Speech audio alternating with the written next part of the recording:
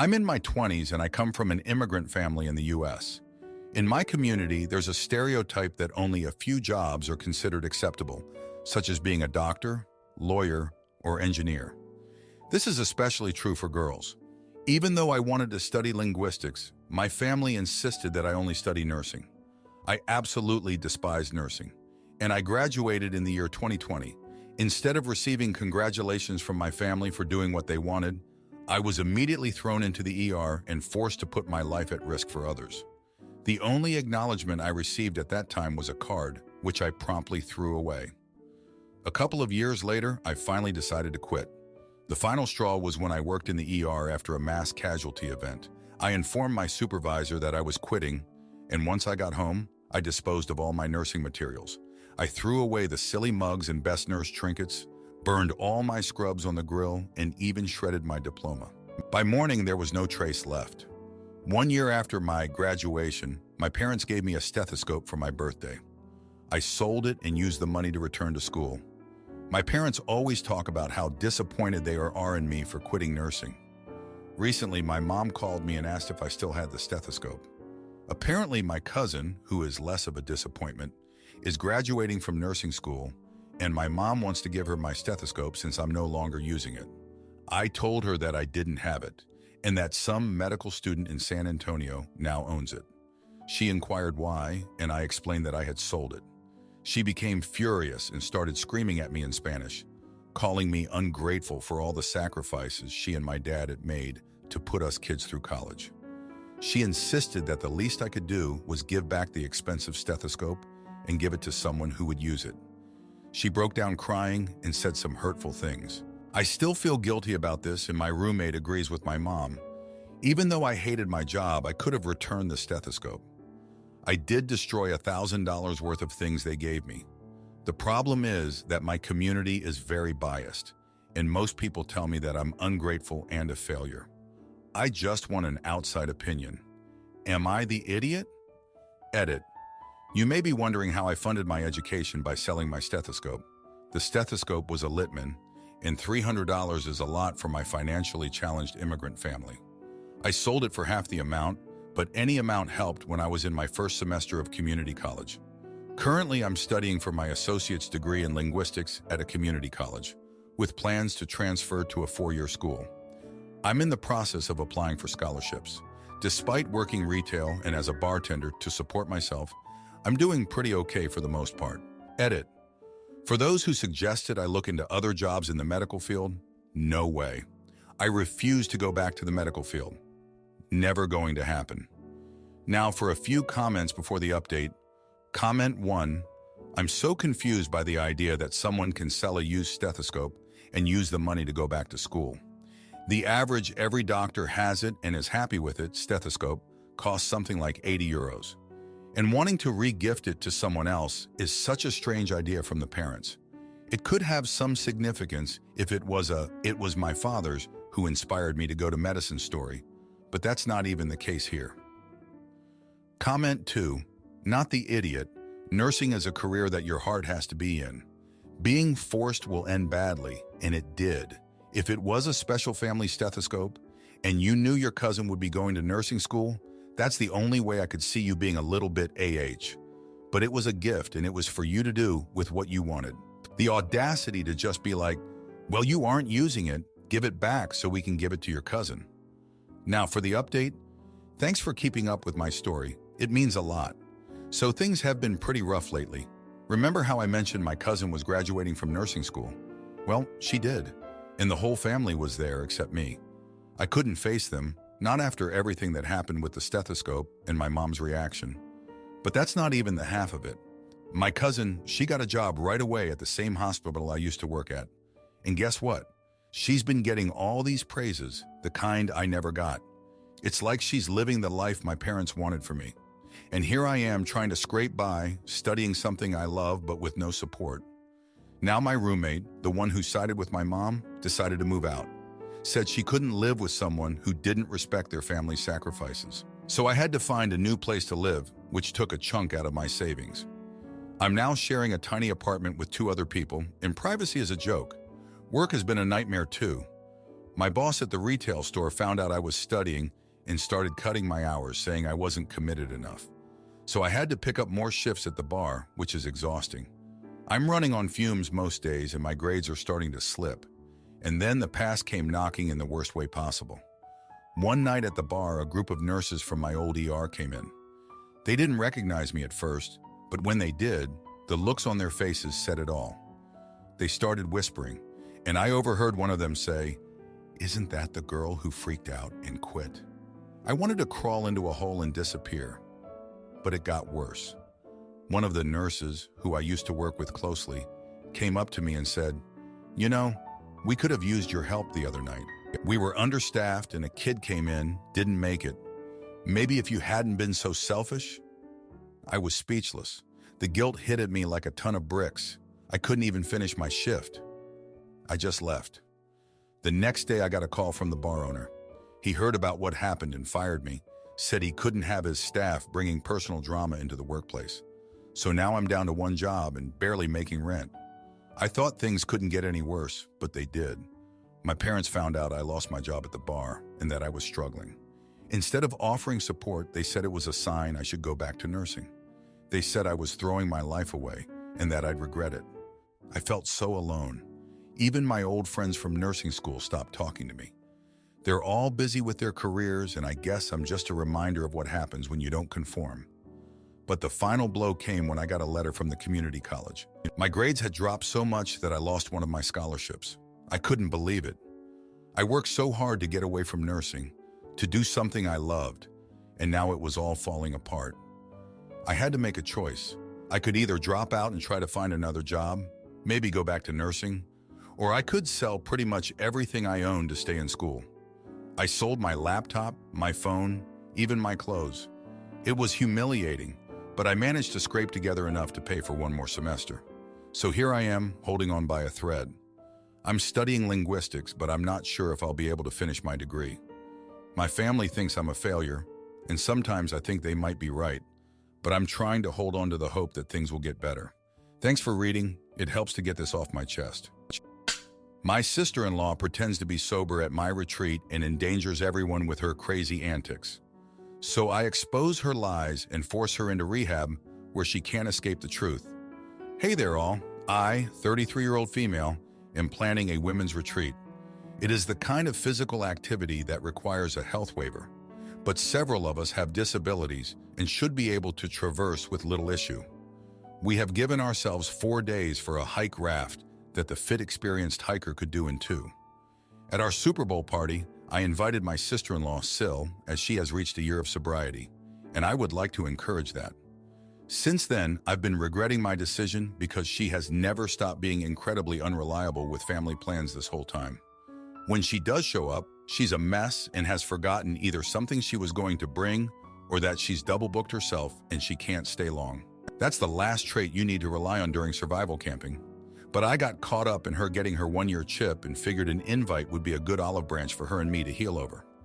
Not even a week later, my sister-in-law posted a picture of a sleeping baby on her Facebook.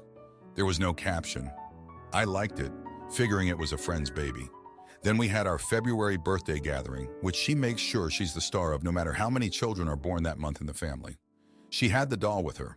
It's a doll, but she was treating it as a real child all night. She has since only posted photos with or of this baby doll.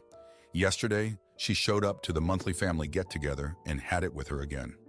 She was insisting everyone say hi to it and fuss over it like a normal baby. I asked her if she wanted to talk when she decided it was my turn with the baby, and she was quite offended. She told me that I couldn't turn it into a popularity contest with her kid because that was her kid and she would always like her more. I just stepped away. My spouse saw the whole thing go down and asked what I wanted to do, so we left. It sounds like the family mostly ignored the new behavior, but I guess a few chided her for how she talked to me. It's not that I actually try to compete with her. I'm just a giant child that loves to play and doesn't have to ask adult permission for most of the stuff we think up. Anyways, today I called sister-in-law to ask if we could talk. She thanked me for calling and told me I owed her and her child an apology, especially if I wanted them to pay to attend my shindig. Y'all, maybe I'm wrong for this, but those words set my blood to boil. I told her not to worry about the trip because being a new parent is exhausting and expensive. I already have someone lined up to take her spot, so she doesn't have to worry. She has been blowing up my phone with texts since, telling me that I'm a jerk and that she was looking forward to the trip. She also claims that her baby is stronger than regular babies and that everything will be fine. I haven't responded, but our other sister has now texted my husband asking him to take care of the problem. He left her on red, but I know he hates the whole situation. ETA. I accidentally edited out important info.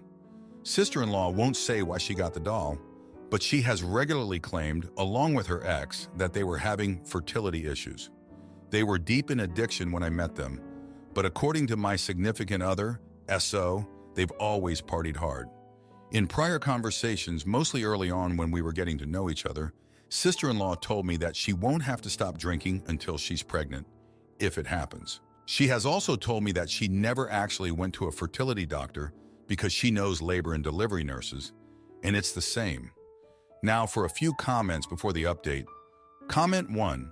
I'm just a giant child that loves to play and doesn't have to ask adultier permission for most of the things we think up. And sister-in-law is apparently carrying a doll around. Okay. Comment 2. No idiots here. Your sister-in-law is in very fragile emotional health. She needs help. You are doing the best you can under the circumstances. I'm sorry. This sounds very difficult, and it seems like everyone is pretending it's not an issue. I hope she gets help. Now for the update. Thanks for sticking around. A lot has happened since my last post. So after the whole baby doll incident, things with my sister-in-law, Sil, went from bad to worse. She started showing up to family events with the doll dressed up in expensive baby clothes, and it was clear she was spending a fortune on this charade. It was uncomfortable for everyone, but no one wanted to be the one to confront her about it. Then came the day of the retreat. Everyone was excited, but as we were loading up the cars, sister-in-law showed up, with the doll, of course. She had a full-on baby carrier and a diaper bag stocked as if she were caring for a real infant. I tried to keep my cool, but inside I was fuming. This was supposed to be a trip about empowerment and overcoming challenges, not babysitting a grown woman's delusions. The first day of the hike was tough, but we all pushed through. That night around the campfire, sister-in-law started talking to the doll, cooing and cuddling it. It was making everyone visibly uncomfortable. I pulled her aside and tried to talk some sense into her, but she just snapped at me, saying I was jealous of her motherhood. The next day we hit the rapids. It was intense and everyone had to paddle hard. But sister-in-law, she refused to leave the doll behind, insisting it needed the fresh air. Midway through, her raft capsized. We all scrambled, thinking she had a real baby with her. It was chaos until we realized it was just the doll floating downstream. That was the last straw for me. That night, I told her she was a danger to herself and the group. I said she needed help, real help, not a retreat. She accused me of being heartless and stormed off into the night. We had to send 2 of our guys to find her and bring her back. She spent the rest of the trip isolated from the group, and the tension was thick. When we got back, I decided enough was enough. I called her and told her she was no longer welcome at my home or my events until she sought professional help. She tried to guilt-trip me, saying I was abandoning her when she needed family the most. But I stood my ground. It was hard, but I knew it was the right thing to do for her and for the sanity of our family. The aftermath was messy. Some family members thought I was too harsh, while others quietly thanked me for doing what they didn't have the courage to do. My husband was caught in the middle, but he supported my decision, knowing how much stress this had caused. But just when I thought things might settle down, my other sister texted me. She had found out that sister-in-law had been lying about her sobriety. She'd been sneaking drinks and using the doll as a cover for her erratic behavior. It was a blow to everyone who had supported her through her supposed recovery. The family was in an uproar. Trust was broken, and the divide was deep. We had to come together and decide how to handle the situation. In the end, we agreed to stage an intervention. It was tense, full of tears and shouting, but it was necessary. Sister-in-law finally broke down and admitted she needed help. She's now in a treatment program, and while it's too early to tell if it will stick, there's a glimmer of hope. It's been interesting to say the least of emotions, But through it all, I've learned that sometimes the hardest decisions are the ones that lead to healing. Thanks for reading. My stepsister stole my fiance and got pregnant. So I turned my baking into a business and paid for my boyfriend's mom's surgery, leaving them to watch my success from the sidelines. Niece is in quotation marks because it's my stepsister's child. A 24-year-old female didn't grow up with my step-siblings Kyle and Kamea, 24-year-old male and female, so I barely knew them. I lived in another country with my mother and moved to my dad's country a year ago for a marriage that never happened. Basically, my dad introduced me to a man, Neil, 32-year-old male, 2 years ago, and we had a year-long long-distance relationship. We decided to get married, and I moved over. Then he slept with my stepsister Kamea and got her pregnant. It was just a messed up situation. I didn't make a fuss, my dad barely stood up for me, and the only person who was apologetic was my stepmother, and that was because she didn't want me to make her kids look bad to the rest of the family. She is also the reason my parents' marriage broke up. I stayed in my dad's country, and I'm dating someone new, so it's all good. I bake for a hobby, and very occasionally, I will sell some of the things I make. I usually just bake for my boyfriend Will, 27-year-old male, or his mother because she's a sweetheart. But last week, my dad called me up and asked if I would bake for my half-sister's birthday. She will be turning 14 in a few weeks. I agreed and started buying materials, looking for inspiration. I was asked explicitly not to put any numbers on the cake because they said they had gotten some special candles for the cake that said 14. I believe this because my sister is autistic and likes things in a particular way. I'm going on holiday very soon, so I wouldn't be able to attend the birthday party. I was with my grandmother yesterday, and she remarked how kind I was being by baking for Kamea and Neil's daughter's birthday. I asked her what she was talking about, and turns out my dad had lied to me, and in reality, the cake I was baking would be for that child's first birthday instead. I know nothing about this baby because she's not even related to me, and I didn't even know when her birthday was, so I didn't suspect anything. Turns out her birthday is a few days before my sister's. My grandmother showed me the text. She thought it was wrong of my dad to ask me to bake for the party, confirming what my dad had done. I called him to let him know I would not be baking for the party, and I was horrified at his attempt to con me out of time and money for a baby I don't even know with parents I don't particularly like. He begged me to reconsider because it was too late to ask for any other baker, but I hung up. Now I'm being bombarded with texts accusing me of punishing a baby for her parents' actions and for leaving them with no alternative besides store-bought cakes. I'm starting to feel bad. Am I the idiot? Edit. Just received a text from my dad saying he wanted me to bond with my niece. Now, for a few comments before the update. Comment 1. Not the idiot. She thought it was wrong of my dad to ask me to bake for the party, confirming what my dad had done. She's right. Your dad had no right to lie to you, especially in the circumstances. Guilt-tripping you isn't okay either. If it makes you feel better, the baby wouldn't be eating the cake anyway. You aren't punishing a baby. You're declining to use your experience, talent, and time on people who treated you very badly and are toxic. All the best. Comment 2. Not the idiot. LOL. Are they serious?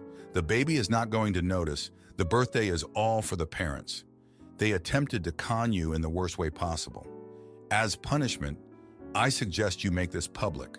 If they are going to keep being malicious and harassing, it is time to fight fire with fire, and you have got an inferno that can be unleashed. Now, for the update, thanks for sticking around for more of my life soap opera.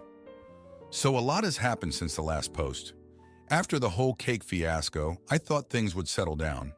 But nope, life had other plans. My boyfriend Will's mom got sick, like really sick. Hospital visits, the whole 9 yards. Will was a wreck, and I was doing my best to support him. Baking became my therapy, even more than before.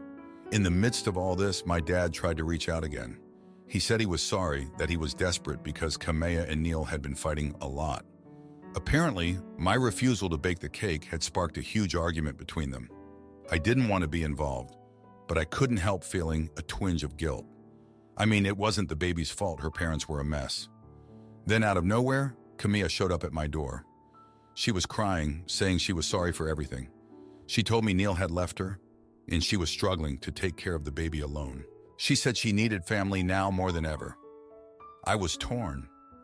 This was the woman who had betrayed me, but she looked so broken. And there was the baby, my so-called niece, who had nothing to do with any of this. I agreed to help, but on my terms. I started spending time with the baby, and you know what?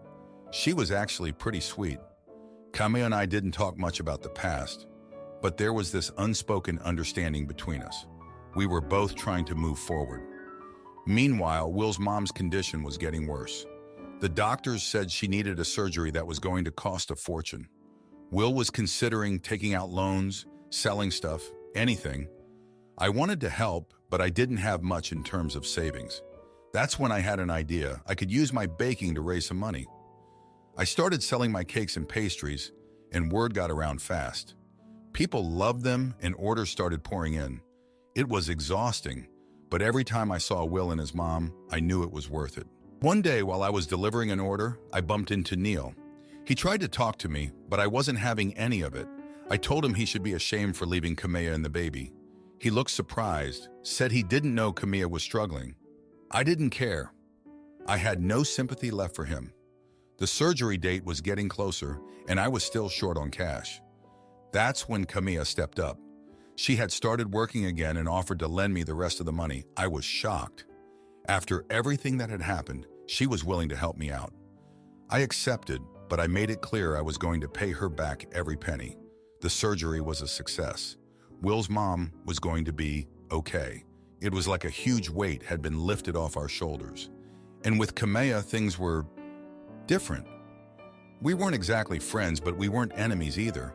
We were family in some weird, twisted way. As for my dad, he tried to take credit for bringing us all together. I just rolled my eyes. He had nothing to do with it. It was the hard choices, the late nights, and the little baby smiles that changed things. Thanks for reading. If you like this video, you'll probably like these too. Also, while you're here, please consider subscribing. It's your support that keeps this channel alive and allows me to make better and longer videos. Have a great day.